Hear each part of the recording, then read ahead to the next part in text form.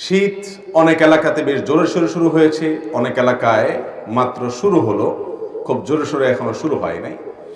শীতের এই মৌসুমটির নাম কোরআনে কারিমে আল্লাহ রাব্বুল আলামিন সূরা কুরাইশের মধ্যে উল্লেখ করেছেন, ইলাফিহিম রিহলাতাশ শিতাই ওয়াস সাইফ। একেবারে শীতা, এই আরবি শীত থেকে, কোরআনের এই শব্দ শীত থেকেই, শীতা থেকেই বাংলায় শীত শব্দটি এসেছে। তো শীতের এই মৌসুমকে কেন্দ্র করে প্রিয় নবী সাল্লাল্লাহু আলাইহি সাল্লামের অনেকগুলো হাদিস আমরা জানি, যে হাদিস থেকে আমাদের নিত্য নতুন অনেক বিষয় জানার আছে, বোঝার আছে। আজ আমরা শীতের মৌসুমকে কেন্দ্র করে নবী করিম সাল্লাল্লাহু আলাইহি সাল্লামের হাদিসের আলোকে, সাহাবায়ে কেরামের বিভিন্ন আসারের আলোকে 6টি আমলের কথা বলবো ইনশাআল্লাহ। মুহতারাম হাজিরিন, ঈমানদার দুনিয়ার প্রত্যেকটা বিষয় থেকে সে শিক্ষা গ্রহণ করবে। প্রতিটা মৌসুম উপলক্ষে কোরআন এবং হাদিস তাকে সুনির্দিষ্ট কিছু দিক এবং নির্দেশনা দিয়েছে। শীতের মৌসুম উপলক্ষে নবী করিম সাল্লাল্লাহু আলাইহি সাল্লামের একটা হাদিস আমাদের সবসময় মাথায় থাকতে হবে। সে হাদিসটি আবু হুরায়রা রাদিয়াল্লাহু তাআলা আনহু বর্ণনা করেছেন। নবীজি সাল্লাল্লাহু আলাইহি সাল্লাম বলেছেন, ইশতাকাতিন নারু ইলা রাব্বিহা। জাহান্নাম আল্লাহ রাব্বুল আলামিনের কাছে একবার অনুযোগ করেছে, ফরিয়াদ করেছে। আল্লাহর কাছে জাহান্নাম বলেছে, আল্লাহ, ক্বালাত রাব্বি আকালা বা'দি বা'দা। আল্লাহ, আমার এক অংশ, জাহান্নামের একটা অংশ অপর অংশকে গ্রাস করে ফেলে, গিলে ফেলে, খেয়ে ফেলে। কারণ জাহান্নামের দুইটা পার্ট, একটা হলো নার বা আগুন, আরেকটা হলো জামহারির বা ঠান্ডা। তো জাহান্নাম তার ভাষায়, আল্লাহ রাব্বুল আলামিন তার সকল সৃষ্টির ভাষা বোঝেন, তিনি সবকিছু জানেন, আলিম, তিনি সবকিছু তিনি জানেন। তো জাহান্নামের কথা বলার শক্তি আল্লাহ দিয়েছেন, জাহান্নাম কথা বলছে আল্লাহ তাআলার সাথে। তো আল্লাহ রাব্বুল আলামিন জাহান্নামকে যখন সে বলেছে যে আমার রাক্ষসে ভাবের কারণে এক অংশ অন্য অংশকে গ্রাস করে ফেলে, আল্লাহ রাব্বুল আলামিন তখন জাহান্নামকে ফাআযিনা লাহা বিনাফসাইন, দুটি শ্বাস ছাড়ার সুযোগ, অনুমতি দিলেন, যে ঠিক আছে, তোমার ভাব এবং তীব্রতা কিছুটা কমানোর জন্য দুটি ভাব তুমি ছাড়বে। নাফাসুন ফিস সাইফি ওয়া নাফাসুন ফিস শীতা, একটি নিঃশ্বাস হলো গরমকালে, আরেকটা হলো শীতকালে। যেহেতু জাহান্নামের দুটি বিভাগ আছে, গরম এবং ঠান্ডা। নবী করিম সাল্লাল্লাহু আলাইহি ওয়াসাল্লাম হাদিসের শেষে বলেছেন, ফাহুয়া আশাদ্দু মা তাজিদুনাহু মিনাল হার ওয়া আশাদ্দু মা তাজিদুনা মিনাজ জামহারির আও কামা ওয়ারাদা ফিল হাদিস। দুনিয়াতে তোমরা যে গরমের তীব্রতা দেখছো, এই হাদিস থেকে বোঝা যায় যে সেটি হলো জাহান্নামের ছোঁয়া, সে ভাব, সে বাষ্প, সে নিঃশ্বাস, যে ত্যাগ, তার একটি আলামত মাত্র। আল্লাহ তাআলা এটাকে পৃথিবীর এক এক অঞ্চলে এক এক সময়ে ডিস্ট্রিবিউশন করেন, এক এক মাত্রা ডিস্ট্রিবিউশন করেন, যেখানে যতটুকু প্রয়োজন আল্লাহর হিকমা অনুযায়ী। কিন্তু দুনিয়াতে যে শীত বা যে গরম আমরা অনুভব করি, এগুলো মূলত জাহান্নামের ছোঁয়া, ভাব এবং নিঃশ্বাস। মুহতারাম হাজিরিন, এই জন্য শীতের মৌসুম আসলে একইভাবে গরমের মৌসুমের জন্য আমলটি প্রযোজ্য। প্রথম আমল হলো এর উৎপত্তি নিয়ে চিন্তা করা।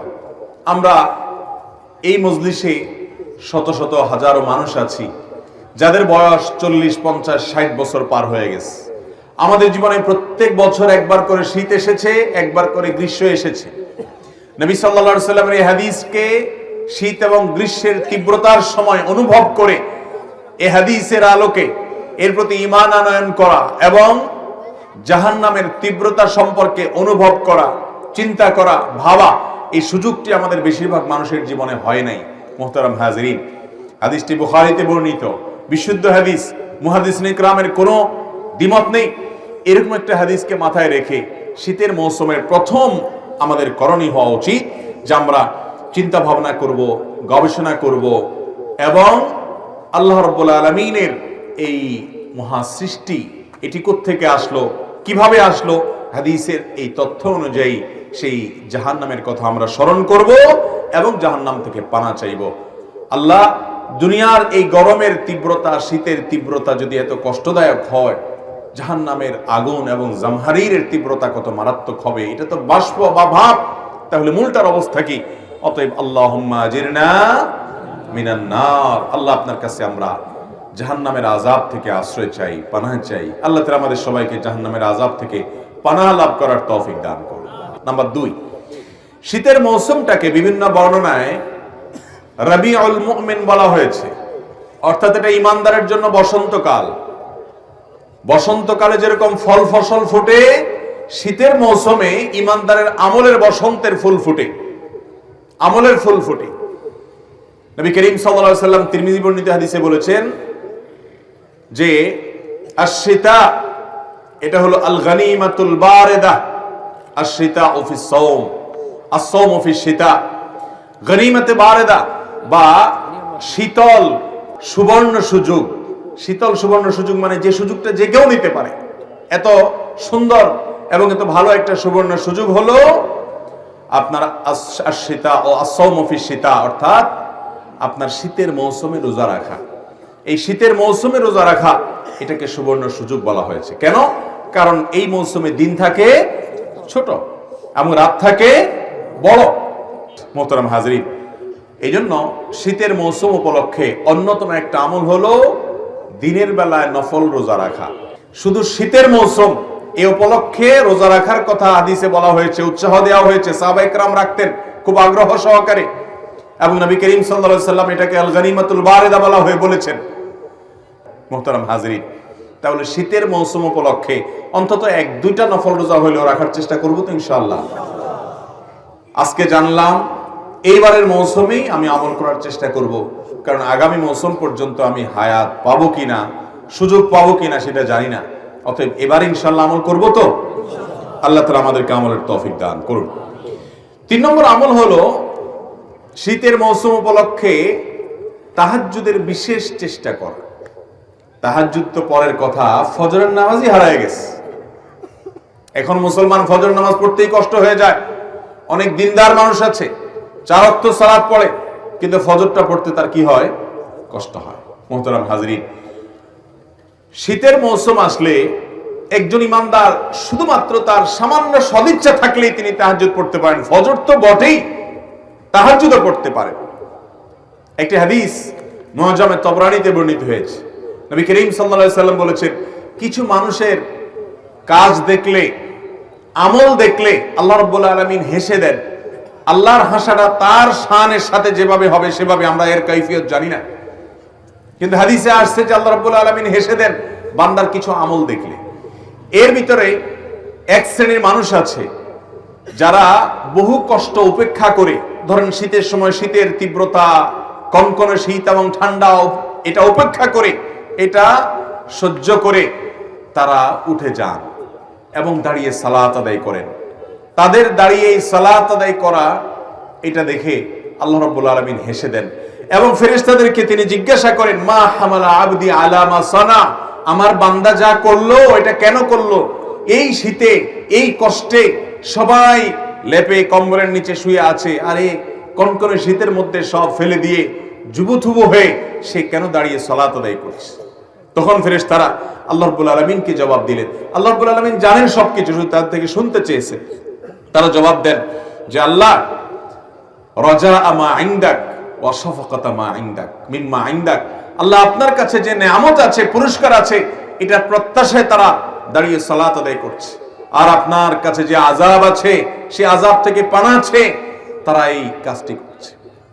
তখন আল্লাহ রাব্বুল আলামিন বলেন ফেরেশতাদেরকে, তোমরা সাক্ষী থাকো, যদি আমার রহমতের আশায়, জান্নাতের আশায় বান্দা এই ভোর রাতে কনকনে শীতের মধ্যে দাঁড়িয়ে সালাতে সে উপস্থিত হয়ে যায়, আর আমার কাছে যে জাহান্নামের আযাব এর আয়োজন রয়েছে সেখান থেকে পানা চাওয়ার জন্য যদি সে উঠে থাকে, তাহলে আমি তাকে আমার কাছে থাকা জান্নাত এবং আমার কাছে থাকা জাহান্নাম থেকে মুক্তি, এই উভয়টার গ্যারান্টি এবং ওয়াদা করে দিলাম। মুহতারাম হাজরিন, সেজন্য শীতের মৌসুমে তাহাজ্জুদ পড়ার চেষ্টা করা উচিত। রাত অনেক বড়, এশার সালাত এখন 7টায় হয়ে যায় বা 7টায় শুরু হয়ে যায়, কিছুদিন পর হয়তো আরো অনেক আগে আজান হয়ে যাবে, আবার ফজর অনেক দেরিতে হবে। আপনি এশার পরপর যদি শুয়ে যান, আপনি ঘুমোতে ঘুমোতে ক্লান্ত হয়ে যাবেন, অটোমেটিক রাতে ঘুম ভেঙে যাবে, এবং যখন ঘুম ভেঙে যাবে উঠে ভোর রাতে 2 রাকাত সালাত অন্তত পড়বেন। মুহতারাম হাজিরিন, তাহাজ্জুদ যদি পড়তে না পারেন, অন্তত ফজর যাতে কোন অবস্থাতেই মিস না হয়, চেষ্টা করব না ইনশাআল্লাহ। 4 নম্বর আমল হলো শীতের মৌসুমে কষ্ট উপেক্ষা করে ওযু করা। শীতের সময় ওযু করতে খুব বেশি আরাম লাগে না, সাধারণত কষ্ট লাগে, ঠিক না ঠিক? এই কষ্ট উপেক্ষা করে যারা ওযু করে তাদেরকে এই ওযুর মাধ্যমে আল্লাহ রাব্বুল আলামিন তাদের ছোটখাটো যত গুনাহ আছে সমস্ত গুনাহগুলো মাফ করে দেন এবং আল্লাহর কাছে জান্নাতি হিসাবে, ঈমানদার হিসাবে তাদের মর্যাদা এবং মর্তবা আল্লাহ তাআলা প্রমোশন করে, বৃদ্ধি করে দেন, উপরে উঠায় দেন। নবীজি সাল্লাল্লাহু আলাইহি ওয়াসাল্লাম বলেছেন, আলা আদুল্লুকুম আলা মা ইয়ামহুল্লাহু বিহিল খাতায়া ওয়া ইয়ারফাউ বিহিদ দারাজাত। তোমাদেরকে আমি এমন কি আমলের কথা বলে দিব না যে আমলগুলো গুনাহসমূহ maaf করে দেয় আর আল্লাহর কাছে মর্যাদা বৃদ্ধি করে দেয়। সাহাবায়ে কেরাম আমলের পাগল ছিলেন, আল্লাহর কাছে মর্যাদা বৃদ্ধি হোক সেটা চাইতেন। তারা বলতেন, অবশ্যই বলুন ইয়া রাসূলুল্লাহ। তখন নবীজি সাল্লাল্লাহু আলাইহি ওয়াসাল্লাম যে কয়েকটি আমলের কথা বললেন এর ভিতরে একটা আমল হলো ইসবাগুল ওযুই আলাল মাকারিহ। কষ্ট হয় এরপরও ওযু করতে কার্পণ্য করে না। অনেক অলস আছে যে অলস এই শীতের মৌসুমে